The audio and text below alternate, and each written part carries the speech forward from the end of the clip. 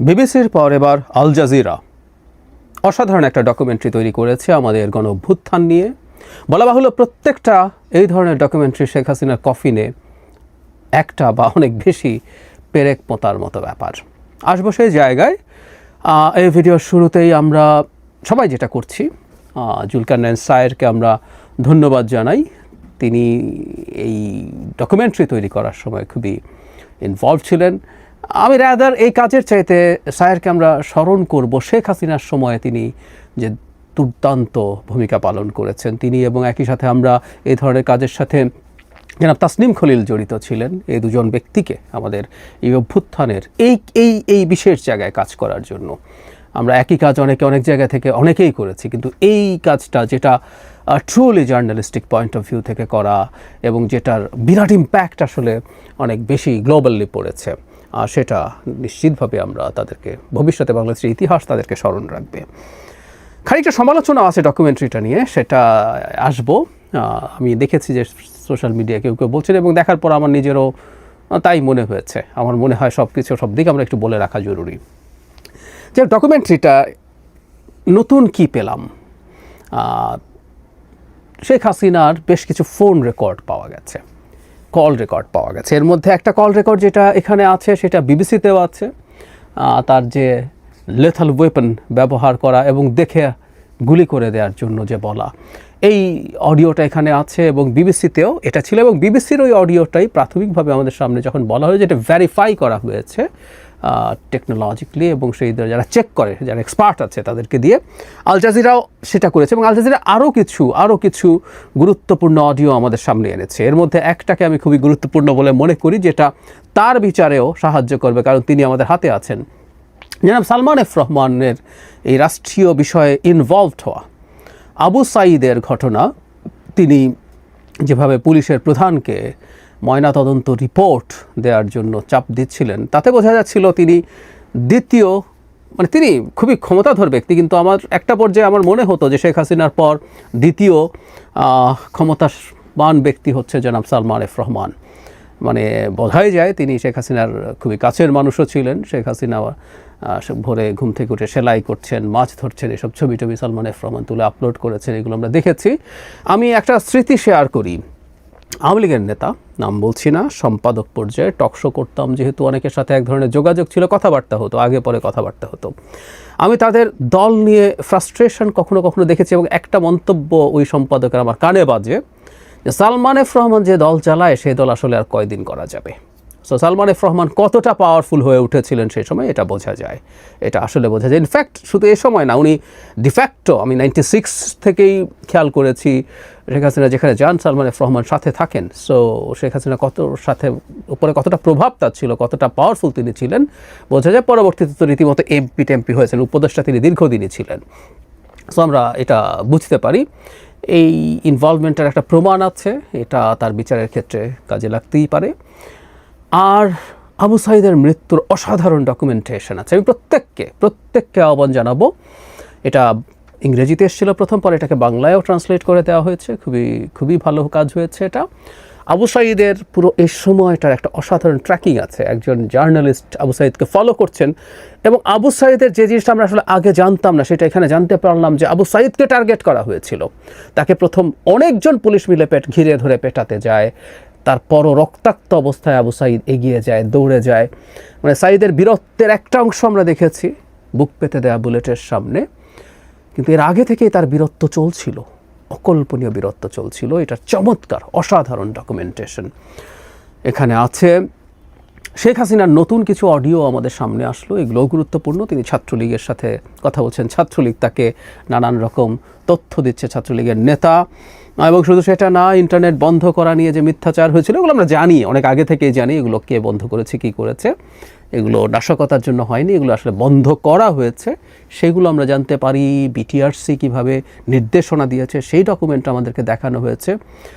কিন্তু আমার কাছে একটা জিনিস, এর মধ্যে যারা স্বজন হারিয়েছেন, এক ভাই, একজন শহীদের বোন এসছেন, কথা বলেছেন, আবু সাঈদের পরিবার কথা বলেছেন, কিন্তু একজন রীতিমতো সন্তানের, মেয়ে সন্তান, কন্যা সন্তানের বাবা কথা বলছিলেন একটা পর্যায়ে।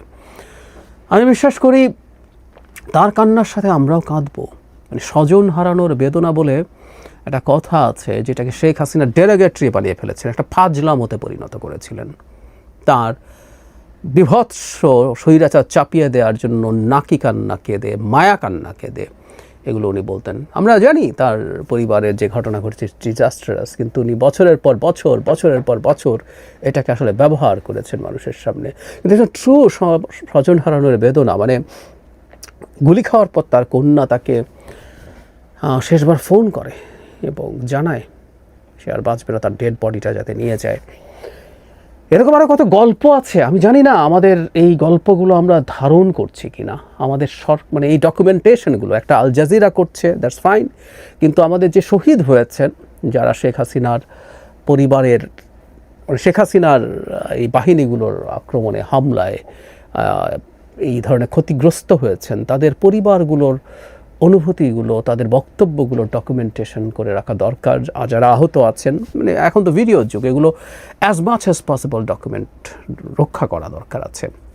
কারণ এর মধ্যেই মিথ্যাচার শুরু হয়েছে। ডকুমেন্টারিটা শেষেই দেখা যাবে যা হয় সচরাচর প্রত্যেকটা অভিযোগ অস্বীকার করছে শেখ হাসিনা বা তার দলের লোকজন, এগুলো আমরা দেখতে পাচ্ছি। এটা আবারও হতে পারে। সো এই ডকুমেন্টারিগুলো শুধু ডকুমেন্টেশন করা না, আমাদের হাতে যে ফুটেজগুলো আছে, আমি জানি না, সত্যিই জানি না আমাদের সরকার কোনো আর্কাইভিং সিরিয়াসলি করছে কিনা। আর্কাইভিং করলেই হবে না, এগুলো প্রত্যেকটা ডিজিটাল ফরেন্সিক করে এগুলো যে অথেন্টিক, এটা আমাদের দেশেও না, প্রয়োজনে বিশ্বের যে কোনো প্রতিষ্ঠিত জায়গা থেকে এগুলোকে ভেরিফাই করে, যত টাকা খরচ হয় এগুলো ভেরিফাই করে তারপর আর্কাইভিং করা দরকার। এবং এগুলো যদি কোনো সার্টিফিকেশন থাকে সেগুলো উল্লেখ করে দেওয়া দরকার আছে, আমি মনে করি।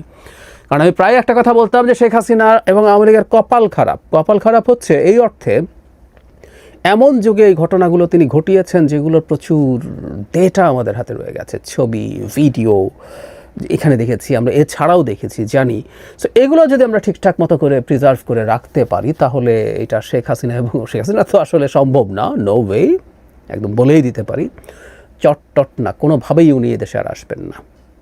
উনি মারা যাবেন ওনার প্রভুর দেশ ভারতে, প্রতিদিন মৃত্যু যন্ত্রণা পেতে পেতে। এই ভিডিওতে, এই ডকুমেন্টারিতে আছে যে শেষে তিনি রাগে, ক্ষোভে, দুঃখে হাউমাউ করে কেঁদেছেন। খুব ভালো লাগতো এই সিনটা যদি দেখতে পারতাম। যাই হোক, উনি এটা করেন, এখনও করেন, উনি ঘুম ভেঙে ওঠে কাঁদেন, আমি জানি। কারণ তার মরে যাওয়ার চেয়ে আরও বেশি ডিজাস্টারাস ব্যাপার। এখানে পুলিশ এবং বিশেষ করে একজন মিলিটারি অফিসারের ব্রুটালিটি, তার গুলি করার ভিডিও আমরা আগে দেখেছি, তার কথা এসছে, আমাদের সেনাপ্রধান এসছেন, সেই সময়কার ঘটনাগুলো তিনি জানিয়েছেন। এবং আমরা এখনও মনে করি সেনাবাহিনী, বিশেষ করে সেনাবাহিনীর ওই যে লাস্ট যে বড় বৈঠকটা হলো, সভাটা হলো, সেখানে mid to lower level officers যেভাবে রিয়্যাক্ট করেছিলেন সেটার তথ্য এসছে সামনে।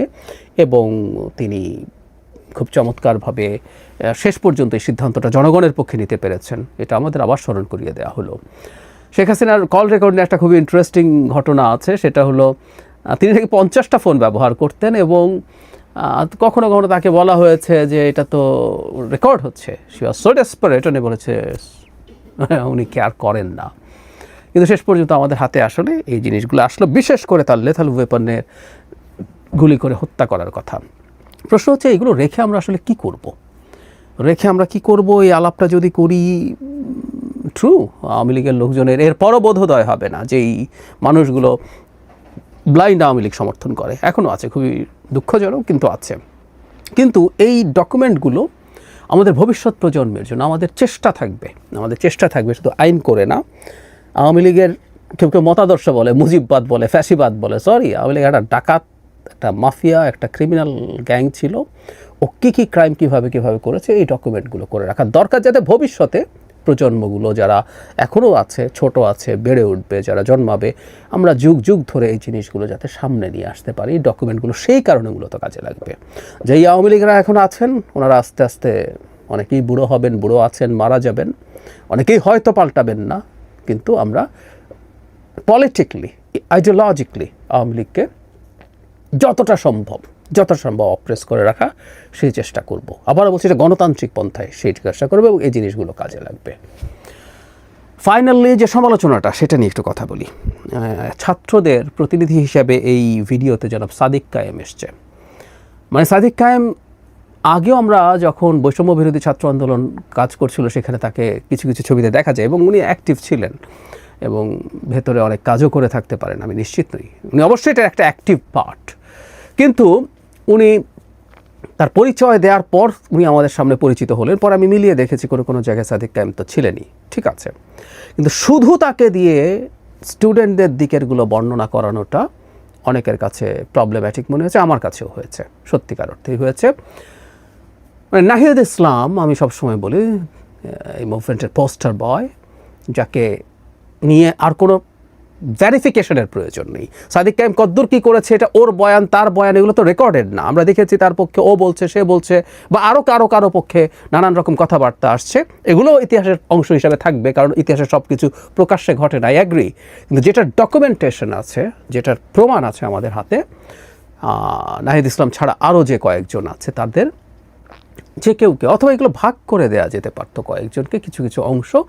এত গুরুত্বপূর্ণ একটা ডকুমেন্টারিতে তাদের অনেকেরই অংশগ্রহণ থাকা দরকার ছিল। আমরা যারা সে সময়, শুধু পুরুষ না, নারীদের মধ্যেও কেউ আমি এই মুহূর্তে উমামা ফাতেমার কথা মনে পড়ছে, খুবই ভাইটাল রোল প্লে করেছেন। বা ওই যে ছজনকে ধরে নিয়ে যাওয়া হলো, এদের আরও কিছু ইনভলভ করলে ভালো হতো, কিন্তু এটা একচ্ছত্রভাবে সাদিক কায়েম ন্যারেট করে গেছে। তাতে এই পারসেপশন তৈরি হওয়ার প্রবাবিলিটি আছে যে সাদিক কায়েমই এখানে সবচেয়ে কী রোল প্লে করেছেন। এই জিনিসটার সমালোচনা হচ্ছে, আমি মনে করি এটা সমালোচনার যোগ্য। এটা না থাকলেই ভালো হতো এই ডকুমেন্টারিটা। আমি তাকে বাদ দিয়ে দেওয়ার কথা বলছি না, তার সাথে আরও কয়েকজনকে রাখলে ভালো হতো।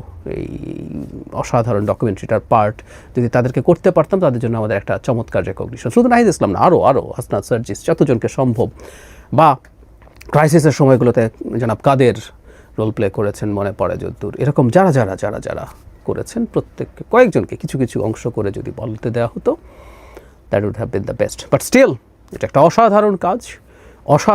আল জাজিরার টিমকে আমরা ধন্যবাদ জানাই, জুলকারনাইন স্যারকে ধন্যবাদ জানাই। আমরা চাই বাংলাদেশেও এই ধরনের কাজ, এই মানের কাজ হবে। করা যাবে না চাইলে তা না, এটা করা সম্ভব। কিন্তু আমাদের আসলে এটাই ফ্রাস্ট্রেশনের জায়গা। আমরা এই ঘটনার পর থেকে প্রায় বলছি যে আমাদের প্রচুর ডকুমেন্টারি বানানো উচিত, ফিকশন বানানো উচিত, আমাদের গল্প লেখা উচিত, আমাদের কবিতা লেখা উচিত, আমাদের গান বাঁধা উচিত। সেই